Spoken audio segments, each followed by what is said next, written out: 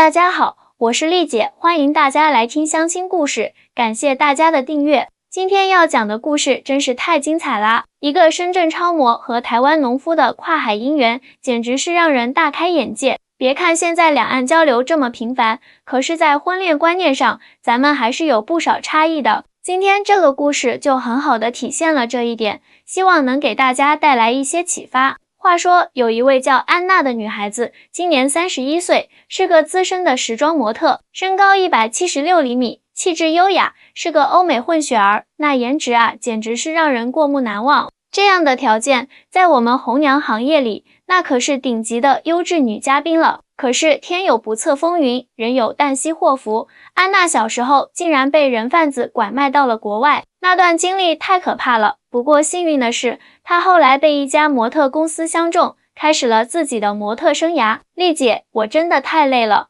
安娜坐在我对面，双手捧着咖啡杯，眼神中透露出疲惫。虽然我走过米兰时装周，认识很多时尚圈的大咖，但是因为年少无知签了霸王合约，这些年下来，我的实际生活其实很拮据。我明白，在外人看来，模特是个光鲜亮丽的职业，但内部的辛酸只有自己知道。我递给他一张纸巾，心疼地说道：是啊，我现在真的很想找一个能够帮我脱离苦海的男人，一个真心爱我，能给我安全感的人。安娜眼中闪烁着期盼的光芒。我在红娘这一行干了这么多年，见过太多像安娜这样的女孩子了，外表光鲜，内心孤独。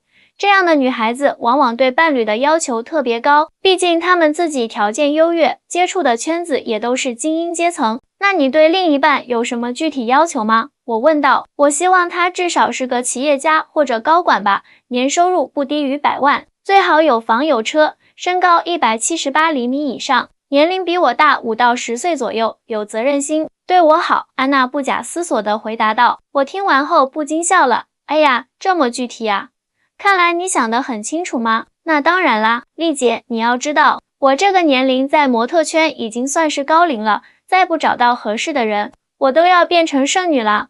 安娜有些着急地说，别担心，我这里正好有几个不错的男嘉宾，我觉得你可以考虑一下。我翻开我的本子，开始为他介绍。第一位，李总，38岁，深圳本地人，做外贸生意的，年收入7位数，有别墅，有豪车，身高180厘米，离过1次婚，没有孩子。听起来还不错，有照片吗？安娜问道。我给他看了李总的照片，他点点头，条件是不错，但感觉有点油腻，不太喜欢。下一位吧。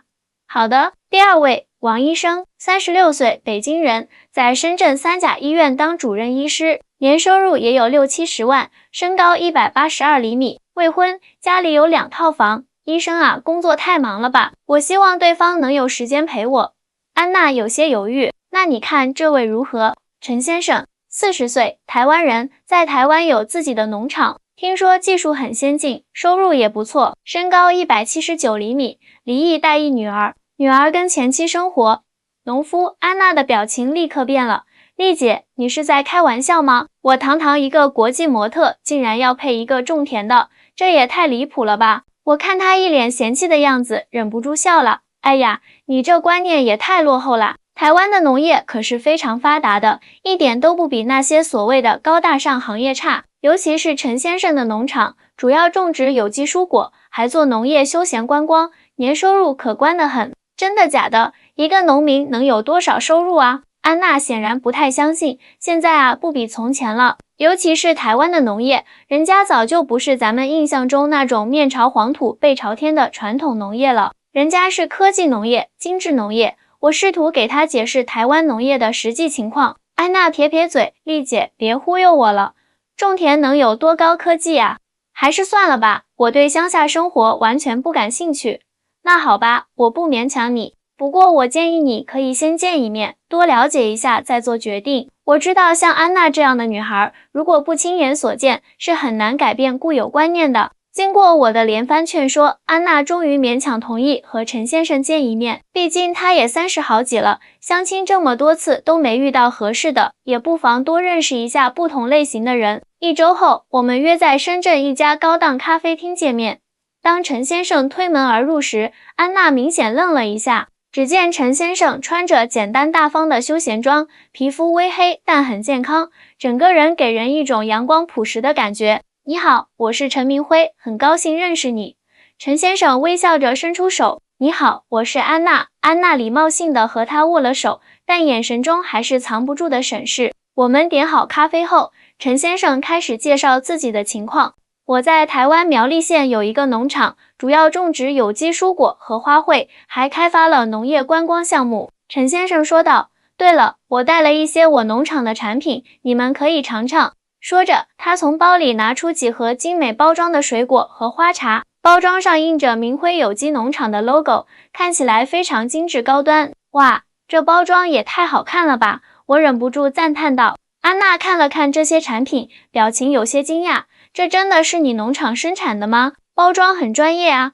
是啊，我们有自己的品牌和包装设计团队。陈先生笑着解释，现在农业不再是传统意义上的耕种，而是一个完整的产业链，从种植、加工到销售，每一环节都需要专业化运作。安娜半信半疑地打开一盒水果，尝了一口，确实很甜，很新鲜。那是当然啦。我们采用的是以色列引进的滴灌技术和日本的有机种植方法，保证了水果的口感和营养价值。陈先生脸上露出自豪的表情。听到这里，安娜明显来了兴趣。你懂这么多技术啊？当然啦，我可是台湾大学农学院毕业的呢。陈先生笑着说，在创办自己的农场之前，我还去以色列和日本进修过2年，学习先进的农业技术。原来如此。安娜点点头，眼神中的轻视渐渐被好奇所取代。接下来，陈先生开始详细介绍他的农场情况。我们农场占地约50公顷，有智能温室、有机果园、花卉基地和休闲观光区，每年接待游客超过10万人次，还有不少国际团队来参观学习。我在一旁听的也是连连点头，心想这哪里是什么普通农夫啊，简直就是农业企业家好不好？安娜却突然问道，听起来很厉害，但是收入怎么样呢？我差点被咖啡呛到，心想这丫头也太直接了吧。没想到陈先生并不介意，反而很坦然地说，去年农场的总营收约4500万新台币，纯利润大约1500万新台币吧。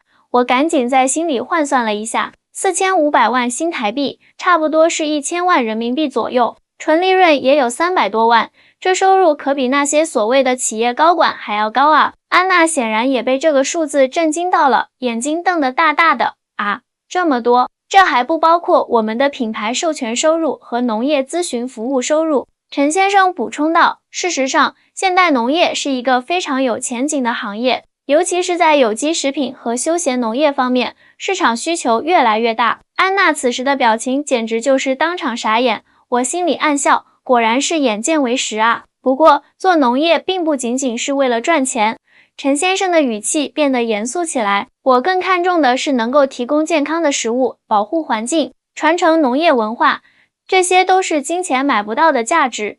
这番话说的我都有些感动了。没想到看起来朴实的陈先生，内心竟然有着如此崇高的追求。安娜也明显被打动了，眼神中闪烁着不一样的光芒。你的想法很特别，不像我接触过的那些商人，只谈利润不谈理想。可能这就是台湾和大陆在某些观念上的差异吧。陈先生笑了笑，在台湾，很多年轻人正在回归农村，开展创新农业，我们称之为农二代，就是接受过高等教育，又回到农业领域的新一代年轻人。这在大陆好像确实比较少见。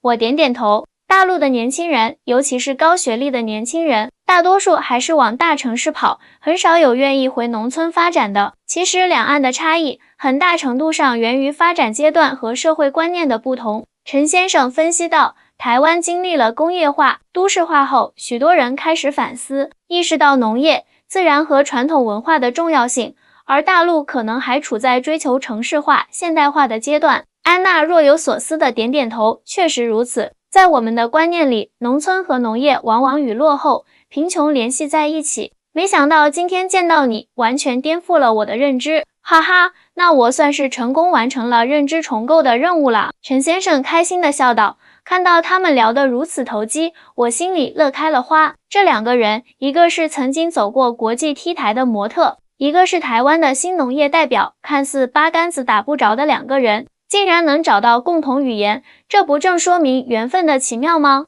对了，陈先生，你平时除了打理农场，还有什么爱好吗？我适时地抛出话题，希望他们能聊得更加深入。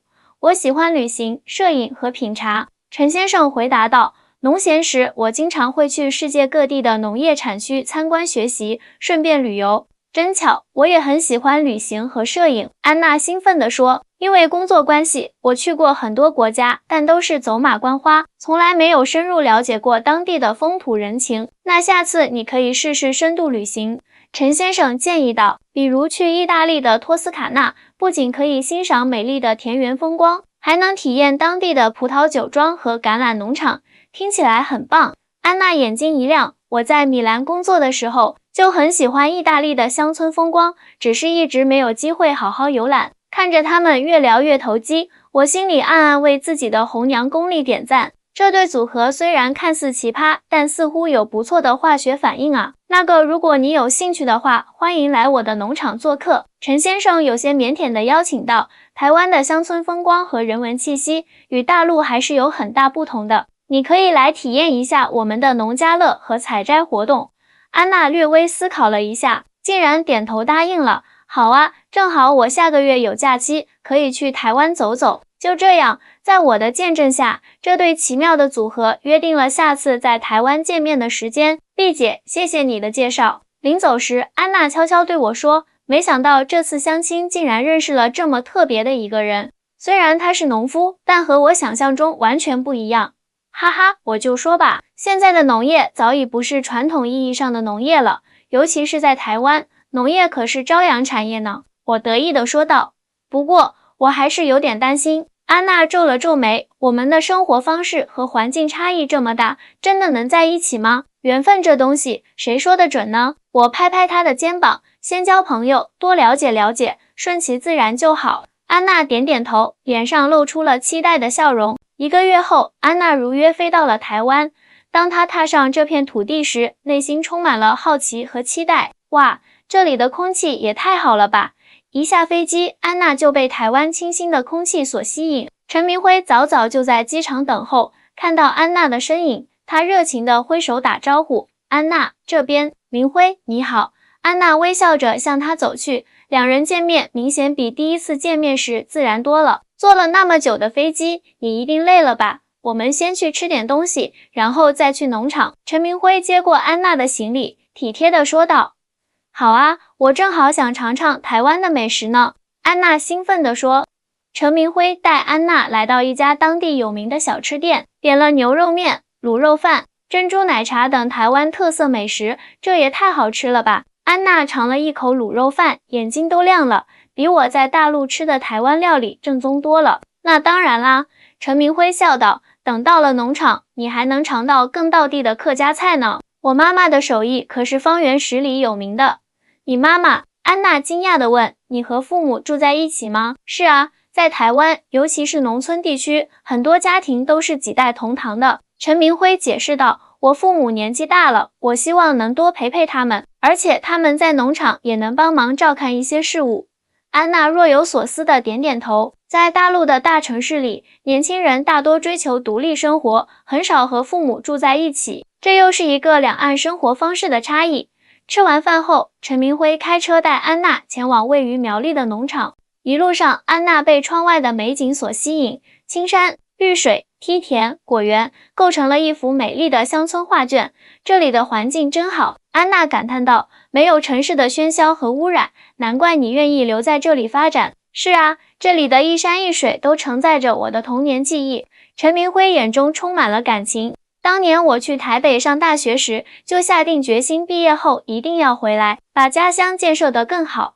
听着陈明辉的话，安娜不禁想起自己的童年，被拐卖到国外后，她就再也没有见过自己的家人和家乡。那种对家乡的深厚感情，她已经很久没有体会过了。到了，这就是我的农场。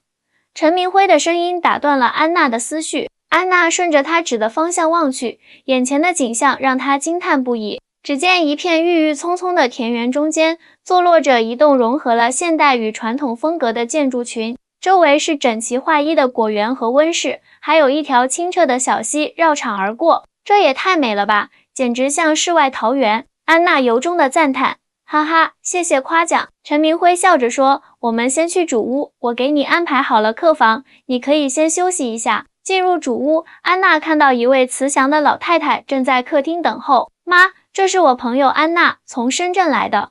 陈明辉介绍道。阿姨好。安娜有些拘谨的问好。哎呀，这么漂亮的女孩子啊，快进来坐。陈母热情地拉着安娜的手，你一定累了吧？我煮了绿豆汤，你尝尝看。安娜被陈母的热情所感染，紧张的情绪也慢慢放松下来。绿豆汤清甜可口，让她感受到了久违的家的温暖。休息了一会儿后，陈明辉带安娜参观农场。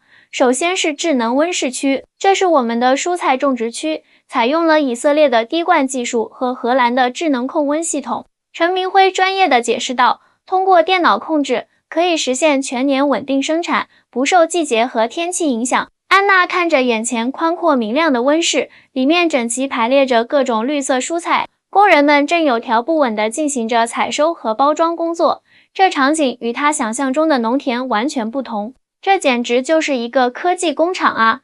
安娜惊叹道，可不是吗？现代农业已经和传统农业大不相同了。陈明辉自豪地说，我们的产品主要供应高端超市和5星级酒店，价格是普通蔬菜的3到5倍。接下来，他们来到了果园区，这是我们的水蜜桃园，那边是葡萄园和草莓园。陈明辉指着说，我们采用有机种植方法，不使用化学农药和肥料，所以产量虽然不高，但品质和口感一流。现在正是草莓成熟的季节，我们去摘一些尝尝吧。陈明辉建议道。安娜开心的点点头，跟着陈明辉来到草莓园。鲜红饱满的草莓挂在绿叶间，散发着诱人的香气。哇，这也太大了吧！安娜摘下一颗草莓，惊讶地说，比超市里卖的大2倍不止。尝尝看。陈明辉笑着说。安娜咬了一口，甜蜜的汁水立刻在口中爆开。天哪，太好吃了，比我吃过的所有草莓都甜。那是当然啦，陈明辉得意地说。这是我们培育的特殊品种，专门为了提高糖度和香气。两人在果园里一边品尝各种水果，一边聊天，不知不觉间拉近了距离。安娜发现陈明辉不仅在农业上有专业知识，在文学、艺术、历史等方面也很有见解，完全颠覆了他对农民的刻板印象。没想到你懂得这么多，安娜惊讶地说，读万卷书，行万里路吗？陈明辉笑着说，农闲时我会去旅行、读书，参加各种培训和交流活动。农民也是需要不断学习和充电的。接下来几天，安娜跟着陈明辉体验了各种农场活动，早上采摘新鲜蔬果，中午和陈家人一起做饭吃饭，下午参观加工厂和直销店，晚上在院子里赏星星、喝茶聊天。这种生活节奏虽然和他在大城市的快节奏生活完全不同，但却让他感到无比放松和自在。明辉，这几天我感觉特别轻松，好像所有的压力都不见了。一天晚上，两人坐在院子里喝茶时，安娜感叹道，这就是乡村生活的魅力。陈明辉微笑着说，虽然没有城市的繁华和便利，但有自然的宁静和纯粹。我真的很羡慕你。安娜由衷地说，你有自己热爱的事业，有温暖的家庭，还有这么美丽的家园。而我，虽然走过世界各地的 T 台，但却始终像个无根的浮萍，找不到归属感。陈明辉轻轻握住安娜的手，每个人都有自己的人生道路。你的经历虽然坎坷，但也塑造了今天坚强独立的你。未来的路还很长，你总会找到自己的归宿。安娜眼中泛起泪光，点点头。而且你随时都可以来我这里做客，这里永远欢迎你。陈明辉真诚地说。在台湾的最后一天，陈明辉带安娜去了当地一个著名的夜市，热闹的街道，琳琅满目的小吃，各种民间手工艺品，让安娜流连忘返。你看，这就是台湾的魅力所在。陈明辉指着周围熙熙攘攘的人群说，虽然经济发展程度可能不如大陆1线城市那么高，但生活品质和人文气息却很丰富。人们生活节奏慢一些，更注重生活的质量和内涵，确实如此。安娜点点头，这几天的体验让我对台湾，尤其是对现代农业有了全新的认识。以前我总觉得只有在大城市才能有好的生活，现在看来，乡村生活也有独特的魅力。两岸在发展模式和价值观上确实有一些差异。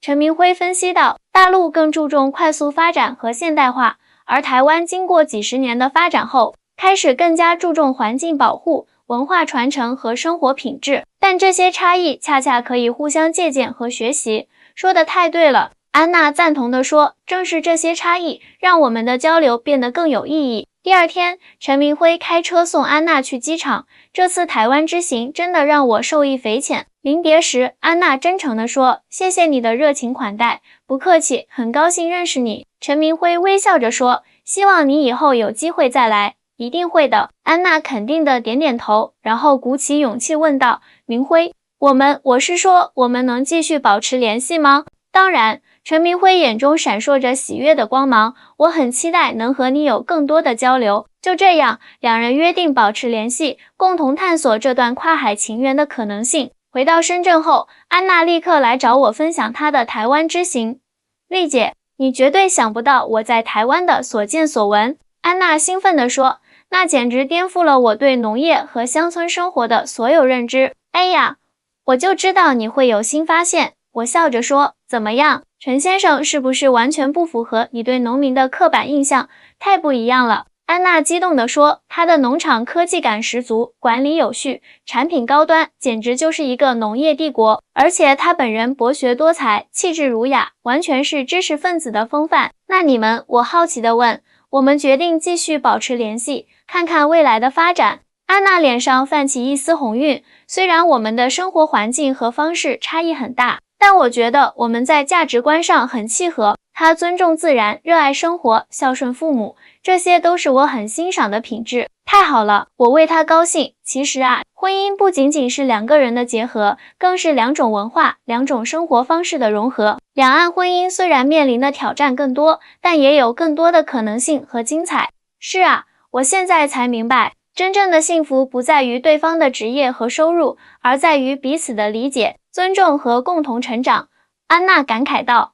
半年后，安娜和陈明辉举行了简单而温馨的婚礼。婚后，安娜并没有完全放弃自己的模特事业，而是在台湾开设了一家形象设计工作室，帮助农产品品牌提升形象和营销。同时，她也利用自己在时尚圈的人脉，帮助陈明辉的农产品打入高端市场。两人的结合不仅仅是个人幸福的开始，也是两种文化、两种行业、两种生活方式的美妙融合。丽姐，谢谢你当初的坚持和鼓励。在他们结婚1周年时，安娜特地打电话感谢我，如果不是你，我可能永远不会认识明辉，也不会发现自己的人生还可以有这么多可能性。哎呀，这都是你们的缘分啊。我笑着说，我只是搭了个桥而已，但这座桥改变了我的人生。安娜真诚地说，以前我总觉得一定要找一个高大上的城市精英才能配得上自己，没想到最后却爱上了一个台湾农夫，人生真是太奇妙了。是啊，爱情就是这样，它不会按照我们预设的剧本发展，而是会在最意想不到的地方给我们惊喜。我感慨道，所以啊，姑娘们，在婚恋这件事上，千万不要被表面的光鲜和刻板印象所迷惑，要用心去感受对方的品质和内涵。通过安娜和陈明辉的故事，我们可以看到，两岸婚恋虽然面临文化差异和生活方式的挑战，但只要双方能够相互理解、尊重和包容，跨越这些差异，就能收获真挚的爱情和幸福的生活。而在这个过程中，也许我们需要放下一些固有的观念和偏见，以更开放的心态去了解和接纳不同的文化和价值观。毕竟，真正的幸福从来不是由职业、收入或社会地位决定的，而是来自于彼此的理解、支持和共同成长。大家好，我是丽姐，今天的故事就讲到这里。希望安娜和陈明辉的故事能给大家带来一些启发和思考。如果你喜欢今天的故事，请别忘了点赞、订阅和转发哦。我们下期再见。